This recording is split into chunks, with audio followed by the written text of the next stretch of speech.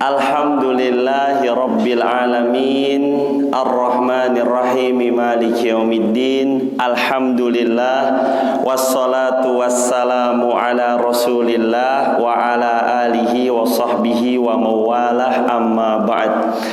Teman-teman yang dirahmati Allah, pertama ucapan kita, lisan kita di bulan Syawal hendaklah mengucap rasa syukur kepada Allah. Walaupun sejatinya kita tahu kalau kita benar ucapannya syukur kepada Allah, semua ucapan apapun gak akan pernah bisa membalas kebaikan Allah kepada kita. Tapi seenggaknya kita sudah menjalankan apa yang Allah firmankan di Quran surah yang ke-14 ayat yang ke-7-nya. Ibrahim ayat 7 Allah bilang kayak gini, la in syakartum la azidannakum.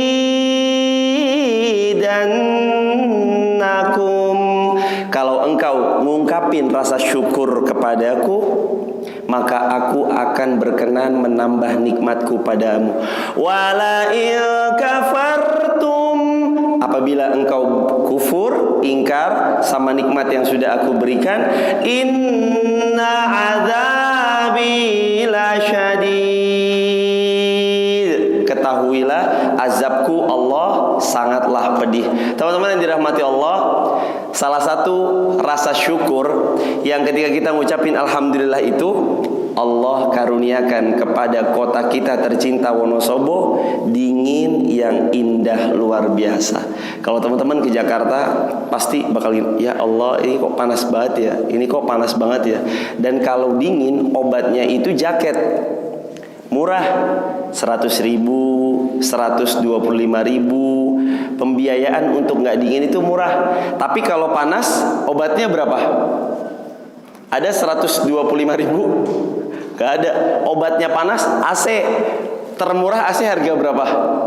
2 juta, 2 juta setengah. 6 hari orang tua saya kesini teman-teman. Itu waktu Idul Fitri kemarin, orang tua saya kesini, keluarga besar saya dari Depok Kubamas kesini 6 hari 5 malam. 6 hari itu H-4 sampai H+2. Bapak saya bilang gini, Van, rumahmu saya mau matiin AC-nya kok nggak bisa-bisa ya? Iya Pak, emang kenapa? Ini kok dingin banget, mau dimatiin AC-nya Pak? Iya, sebentar saya ambilin remote-nya. Remote-nya itu ternyata ada di langit teman-teman. Nggak benar-benar nggak dibuat-buat, tapi itu AC alami dari Allah Rabbul Jalali wal Ikram. Makanya harus banyak-banyak bersyukur sebagaimana Quran surah 14 Ibrahim ayat yang ke-7-nya. Kedua kalinya sholawat bertangkaikan salam semoga Allah limpah curahkan kepada baginda Nabi besar Muhammad sallallahu alaihi wasallam. Teman-teman yang dirahmati Allah, ucapan terima kasih kami ucapkan sebesar-besarnya atas kehadiran teman-teman yang keren banget, dan semoga pertemuan ini akan menjadi pertemuan yang datengin manfaat. Pas pulang kita bawa bekal, pulang kita membawa kebaikan yang bisa kita aplikasikan ke kehidupan kita sehari-hari. Kita mulai kajiannya teman-teman, halal bihalal. Ini halal bihalal itu atas izin Allah itu trendsetter yang cuma ada di Indonesia. Jadi kalau misalkan kita datang ke tempat yang lain, ada halbil nggak kira-kira di Thailand? Ada. Siapa yang ngadain halbil? Orang Thailand? Bukan. Orang Indonesia yang tinggal atau bekerja di Thailand. Di Cina ada halal bihalal nggak? Nggak ada. Ada Mas Irfan? Ada? Iya ada. Siapa yang nyelenggarain? Yang nyelenggarain adalah orang Indonesia yang kerja di sana atau netep di sana. Halal bihalal itu tradisi kita banget. Apa sih artinya halal bihalal? Halal itu artinya halal. Bi itu artinya dengan. Halal itu artinya halal. Maksudnya apa tuh? Halal dengan halal. Bahasa sepak bolanya yang bahasa Piala Dunia itu adalah mulai dari 0-0. Di dunia yang mulai dari 0-0 itu cuma ada 2. Satu, orang maaf-maafan, halal bihalal. Yang kedua, orang yang di Pertamina. Pas lagi mau ngisi berapa?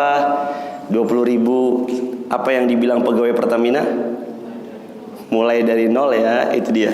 Teman-teman yang dirahmati Allah, Mas Irfan mau cerita tentang satu kisah. Kisah ini mudah-mudahan jadi bahan renungan banget buat kita. Ada seorang syekh, anak putrinya cantik banget. Wah, kalau orang melihat tertarik, dan itu terkenal anak putrinya Syekh itu kembang desanya di kota tersebut. Satu waktu datang seorang pria begajulan, datang mau ngelamar anaknya Syekh. Biasanya kan laki-laki yang nekat, laki-laki yang punya track record bandel, itu biasanya lebih berani satu langkah, main lamar aja dia. Masa bodoh ntar diterima atau enggak, yang penting saya ngelamar, datang, saya suka, nggak saya pacarin, langsung ngelamar. Dia punya track record keberanian yang luar biasa. Begitu datang sama syekhnya, baik, saya akan terima lamaranmu kalau kamu sholat di masjid saya ini, sholat di belakang saya, nggak boleh masbuk, sholat subuh nggak boleh tertinggal takbiratul ihram pertama selama 40 hari. Teman-teman, syekhnya itu punya masjid, beliau selalu jadi imam. Anak tadi ditantang sholat di saf belakangnya syekh tadi, nggak boleh masbuk, nggak boleh tertinggal takbiratul ihram, dan selama 40 hari harus dilakukan. Anak muda tadi yang berani bilang apa, yang begajulan tadi bilang, oke syekh, siap, saya laksanain. Beliau akhirnya ngalarm handphonenya dengan 10 alarm. Kalau misalkan azan subuh itu jam 4.20, beliau sudah alarm sejak 2.40, 2.50, 3.00, 3.10, 3.20, 3.30, 4.00, 4.10. Dah, di semuanya dialarmin. Jadi benar-benar dialarmin banget itu handphonenya. Pas dilihat alarm, pas bangun, wah ngucek-ngucek gini segala macam. Akhirnya dengan semangat pengen bebasin tadi putri yang cantik anaknya syekh tadi, beliau berhasil hari pertama. Dilihat hari pertama syekhnya ngangguk-ngangguk, hari kedua berhasil, sampai hari ke-30 berhasil. Teman-teman sekalian, pria begajulan yang ingin meminang anaknya syekh yang cantik jelita putrinya itu berhasil 30 hari lewat sholat subuh berjamaah di masjid, shaf pertama di belakang imam persis, nggak pernah ketinggalan takbiratul ihram sekalipun. Allahu Akbar. Di hari ke-36-nya, di hari ke-37-nya, di hari ke-38 dan 39-nya, 4 kali dia gagal, tidak bisa sholat subuh berjamaah. Gagalnya itu sepele, cuma gagal masbuk doang. Kata syekhnya, kamu sudah gagal, saya menolak lamaranmu, tapi anaknya sudah terlanjur terpikat dengan ketampanan laki-laki begundal tadi. Ayah, nikahkan aku dengan dia gitu. Nah, dia gagal gitu. Kata syekhnya, enggak, aku mau menikah dengan dia. Nah, dia gagal. Ayah, nikahkan aku. Ya sudah, akhirnya karena putrinya yang mau, sorenya dinikahkan. Kan subuh gagal tuh, sorenya pas asar dinikahin teman-teman. Sebelum dia menjadi suami yang sah bagi putrinya syekh tadi berpesan kayak gini, wahai laki-laki yang aku belum tahu siapa dirimu, tapi aku tahu kesungguhanmu. Ini putriku tercinta, Fulana binti Fulan, binti saya juga gitu maksudnya. Kemudian beliau mengatakan, kalau satu waktu nanti kamu tidak cinta kepadanya, utarakan kamu tidak cinta kepadaku. Bukan kamu bilang pada dirinya. Jangan buat dia sakit hati, karena aku orang yang pertama kali menyeka air matanya ketika dia terluka.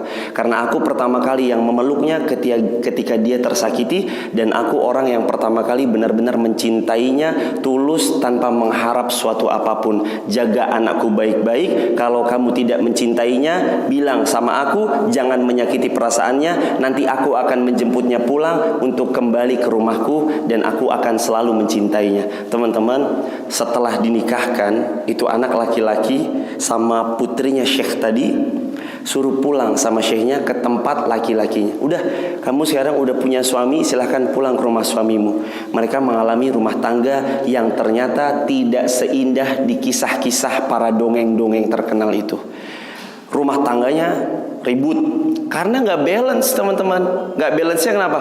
Ini anaknya syekh, alim, hafiz Quran, salihah, laki-lakinya begundal, ex mantan-mantan yang bandel-bandel. Qadarullah wa masyafa'al, akhirnya terputuslah hubungan mereka, benar-benar udah tidak bisa dipertahankan lagi karena anaknya Syekh di KDRT-kan oleh suaminya tadi. Akhirnya Syekhnya bilang, udah kalau memang dia tidak baik perlakuannya kepadamu, putus. Dalam artian kalau udah nikah bukan putus ya, tapi cerai. Udah cerai, selesai, cerai. Setelah cerai teman-teman yang dirahmati Allah, syekhnya ini benar-benar mikirin banget, ya Allah, kok begini banget ya anak saya, kasihan. Saya didik solihah, beliau hafal Quran. Kenapa dapat suami yang gak jelas banget? Kenapa dapat suami yang melukai dirinya padahal aku sangat mencintai anakku? Syekhnya terus makin terpuruk, makin dipikirin, makin terpuruk, makin dipikirin, makin terpuruk. Datang ke dokter, dokternya bilang apa? Bapakmu itu sakit pikiran. Datang ke tabib satunya juga bilang apa? Kenapa Syekh? Kenapa sakitnya gini? Anda sakit di pikiran aja Syekh. Coba Anda gak usah mikirin apa-apa yang ada di benak Anda. Udah Anda sekarang relax aja. Anda sekarang memikirkan yang positif-positif. Anda mikirin yang baik-baik. Dan teman-teman yang dirahmati Allah, dia syekhnya tadi karena ngerasa anaknya itu disakiti, dendam banget. Bukan dendam, kayak marah banget sama anak mantan menantunya tadi. Sampai akhirnya beliau semakin drop, semakin parah, kondisi kesehatannya semakin jatuh. Akhirnya beliau diberi saran oleh guru beliau, Syekh, udah deh Syekh, gak usah memarahi anak Anda atau gak usah menyesali apa yang telah dialami oleh putri Anda tercinta. Maafkanlah. Syekhnya akhirnya ngangguk-ngangguk memaafkan kesalahan mantan menantu yang pernah melukai anak kandungnya. Teman-teman dirahmati Allah, habis memaafkan syekhnya tadi, kondisi badannya semakin naik, semakin membaik, akhirnya sembuh total, sehat seperti sedia kala. Allahu Akbar. Tahukah teman-teman, kadangkala kita itu ngedrop, kadangkala kita itu sakit, bukan karena sesuatu hal yang boleh jadi sepele, akan tetapi boleh jadi karena hal yang kita sendiri buat-buat kepada diri kita. Contohnya apa? Nggak mudah memaafkan kesalahan orang lain. Padahal Allah berfirman apa? Allah berfirman di dalam Al-Quran, Quran surah Ali Imran ayat 134-nya.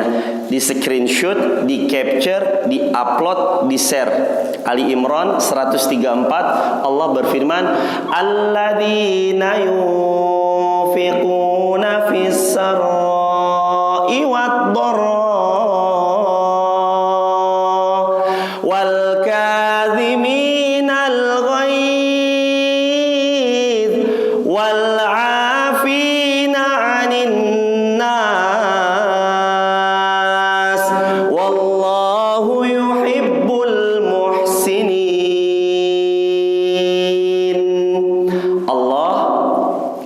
Suka kepada 3 orang. Pertama, alladzina yunfiquna fis sarai wad dharra. Allah suka kepada hambanya yang yunfiku fis sarai wad dharra, bersedekah dalam waktu sempitnya maupun dalam waktu lapangnya. Wal kadhiminal ghaidh, Allah cinta kepada hambanya yang menahan amarahnya. Wal 'afina 'anil nas, Allah cinta kepada hambanya yang mudah memaafkan kesalahan orang lain. Wallahu yuhibbul muhsinin. Kepada 3 orang tadi Allah itu nge-like banget, Allah itu cinta banget, Allah itu suka banget kepada 3 hambanya yang tadi, yang sedekah waktu punya uang maupun gak punya uang, yang sedekah waktu sempit maupun lapang, yang kedua yang gak gampang marah, yang ketiga Allah suka kepada hambanya yang gampang memaafkan kesalahan orang lain. Teman-teman tahu jeruk? Kalau kita beli jeruk ke pasar 1 kilo, habis itu kita masukin ke dalam plastik. Habis jeruknya masuk ke dalam plastik, plastiknya kita masukin ke dalam tas. Set. Ini tas berisi jeruk 1 kilogram. Sesampainya di rumah, Kita taruh tas kita di pojok, udah didiemin aja, nggak dibuka-buka, padahal di dalamnya masih ada jeruknya yang masih sangat seger. Tunggu 7 hari, yang terjadi apa dengan jeruk tersebut? Layu. Sebulan, ada apa dengan jeruk tersebut? Busuk. 2 bulan, ada apa dengan jeruk tersebut? Ada bakterinya. 3 bulan, muncul belatung-belatungnya. 4 bulan, bau yang sangat menjijikan. 5 bulan, bukan jeruknya yang rusak, tas kita yang rusak. Udah bau, banyak belatungnya, banyak bakteri dan kotorannya, tumbuh jamur di tas kita ini. Di tas kita, di sekelilingnya tumbuh jamur. Teman-teman yang dirahmati Allah, kalau kita naruh jeruk aja di dalam tas bisa sedemikian buruk efeknya, lama-lama gimana dengan kita menyimpan hati yang busuk di dalam hati kita? Kebayang nggak kalau kita itu dendam sama orang, nggak gampang maafin kesalahan orang lain, kita sedang menyimpan hati yang busuk. Kalau hatinya busuk, tangannya bisa ikut busuk, kepalanya bisa ikut busuk, kakinya bisa ikut busuk, pikirannya bisa ikut busuk. Gara-gara apa? Gara-gara pendendam, nggak gampang maafin orang lain, suka iri, dengki, hasad kepada orang lain. Sedangkan Rasulullah bersabda seperti ini. Ala inna fil jasadi mudghah. Ketahuilah di dalam diri kita itu ada segumpal daging. Idza saluhat, kalau segumpal daging itu baik, saluhal jasadu kullu, pasti semuanya baik. Seluruh badan itu pasti baik. Idza fasadat, tapi kalau segumpal daging itu jelek, fasadal jasadu kullu, pasti seluruh badannya itu jelek. Hadis riwayat Imam Bukhari, riwayat Imam Muslim. Jadi teman-teman dirahmati Allah, kita bisa rusak diri kita karena di dalamnya kita menyimpan kebusukan. Hati yang busuk itu apa? Hati yang sering dendam sama teman, hati yang gak gampang maafin, atau memaafkan tapi dengan syarat. Syaratnya apa? Kayak gini. Iya ya, saya maafin kamu, tapi camkan ini baik-baik. Saya bisa memaafkan kamu, tapi saya nggak akan pernah bisa melupakan apa yang kamu lakukan. Boys, kan kadang ada orang suka maafin tapi bersyarat ya. Bersyaratnya kayak tadi itu. Ya, aku bisa melupakan, aku bisa memaafkan, tapi aku tidak bisa melupakan. Jangan teman-teman yang dirahmati Allah. Kalau sudah memaafkan, lantas lupakanlah. Kalau sudah memaafkan, udah lupakan semua keburukan yang pernah terjadi. Kita nggak akan pernah hilang keburukan dalam diri kita. Keburukan akan selalu ada dalam diri kita. Akan tetapi orang-orang yang terbaik adalah orang-orang yang bertaubat, karena Allah itu juga cinta teman-teman. Sebagaimana Quran, dalilnya Quran surah 2 Al-Baqarah ayat 222-nya. Apa yang Allah firmankan? Allah berfirman, Innallaha yuhibbut tawwabin wa yuhibbul mutatahhirin. Allah cinta kepada dua orang. Pertama, orang yang taubat. Kita bertaubat, Allah cinta banget sama kita.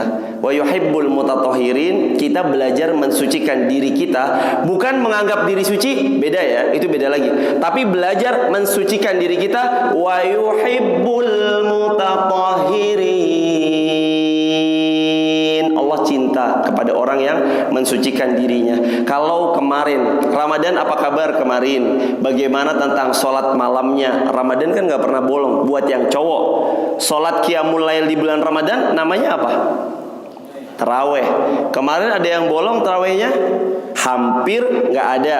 Atau bolong paling di bawah 7, di bawah seminggu. Tarawehnya pasti jauh lebih banyak dibanding nggak tarawehnya. Kalau kemarin Ramadan kita dapati 29 hari, biasanya teman-teman yang laki-laki bisa sanggup taraweh 29 hari full, atau cuma 27 hari. Dalam artian 2 harinya itu bolong. Bolong karena apa? Bolong karena buka bersamalah mungkin, atau bolong karena pas lagi mudik lah mungkin. Tapi bagaimana dengan bulan Syawal ini? Gimana sholat malamnya? Bulan Syawal ini udah bolong berapa? Sedangkan Syawal sekarang tanggal 23 Syawal. Berarti tersisa kurang lebih 7 hari lagi kita punya waktu Syawal ini. Berarti kalau selama ini Syawal kita nggak pernah sholat malam, kita udah bolong 23 hari. Punya ada kesempatan 7 hari lagi untuk nggak bolong sholat malamnya. Teman-teman yang dirahmati Allah, belajar dari kisah tadi, Mas Irfan ingin berbagi 3 hal. Yang pertama, orang tua. Teman-teman yang dirahmati Allah, orang tua kalau mau menikahkan anaknya, berarti kan ini nggak ada orang tua. Berarti bahasanya teman-teman semuanya yang mau menikah tahun ini mudah-mudahan, ataupun tahun depannya lagi misalkan, adain fit and proper test sebelum kalian menerima laki-laki yang akan menjadi suami kalian. Fit and proper testnya apa? Yang tadi syekhnya ajarin apa? Fit and proper testnya sholat subuh 40 hari di shaf pertama belakang imam, gak boleh ketinggalan takbiratul ihram sekalipun. 40 hari. Mas Irfan, emang kenapa sih 40 hari? Karena Rasulullah bersabda, siapa yang sholat subuh berjamaah di masjid selama 40 hari, tidak tertinggal 1 hari pun dari takbiratul ihram bersama imam, dihindari dari dirinya sifat kemunafikan. Allahu Akbar. Mau tahu laki-laki yang terhindar dari sifat munafik? 40 hari nggak pernah tertinggal takbiratul ihram imam ketika sholat subuh. Tapi jangan cuma buat ini doang ya. Ketika saya mau nikah Mas Irfan, iyalah bolehlah, itu challenge banget buat saya bakal bisa lah kayak gitu. Cuma gara buat nikah habis itu enggak lagi. Jangan juga, enggak kayak gitu juga.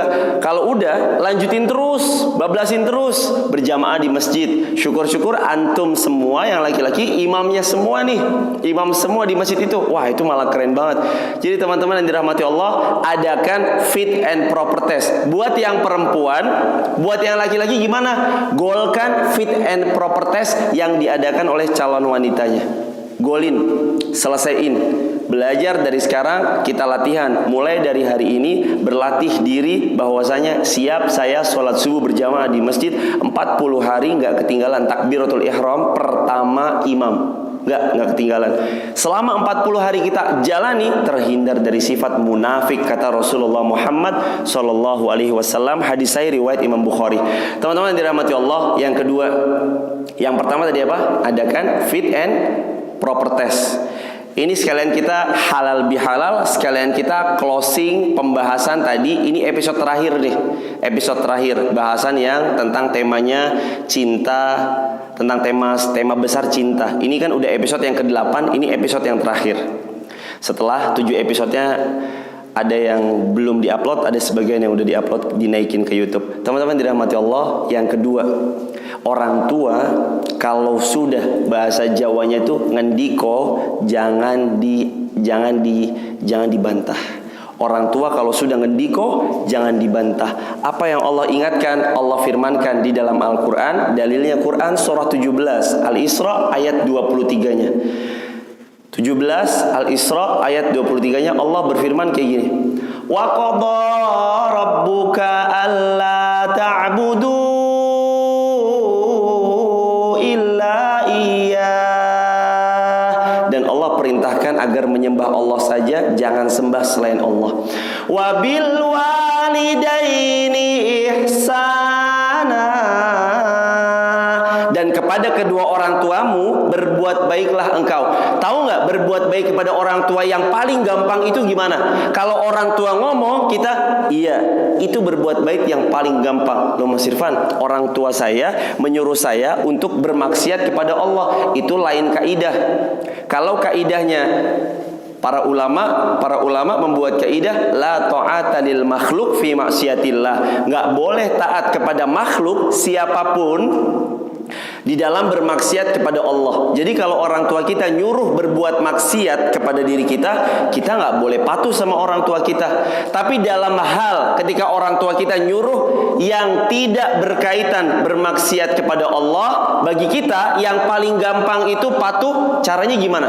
Baik Pak, baik Bu. Termasuk kalau mau nikah, Bapak nggak seneng kamu datengin itu wanita ke rumah sini. Kan biasanya ada ya, ini Pak saya mau kenalin ya calon istri saya. Datang, mungkin membawa mahramnya, dikenalkan di rumahnya. Oh ini nggak, ibu nggak serak, ibu nggak setuju. Sebaiknya tinggalin teman-teman. Jangan ngotot kayak tadi tuh. Kayak tadi ada seorang perempuan ngotot, akhirnya mereka mengalami kegagalan dalam rumah tangga. Suaminya begajulan, suaminya malah menggajul istrinya atau berbuat KDRT kepada istrinya. Itu nggak baik banget. Sebaiknya orang tua kalau sudah bilang sendiko dawuh, apaan tuh sendiko dawuh? Manut wae, sendiko dawuh ya kayak gitu. Manut, iya itu yang terbaik. Yang ketiga, teman-teman yang dirahmati Allah, maafkanlah karena memaafkan itu menyehatkan, maafkanlah karena memaafkan itu menyembuhkan, maafkanlah karena maaf itu mendatangkan selaksa kebaikan. Hari ini nggak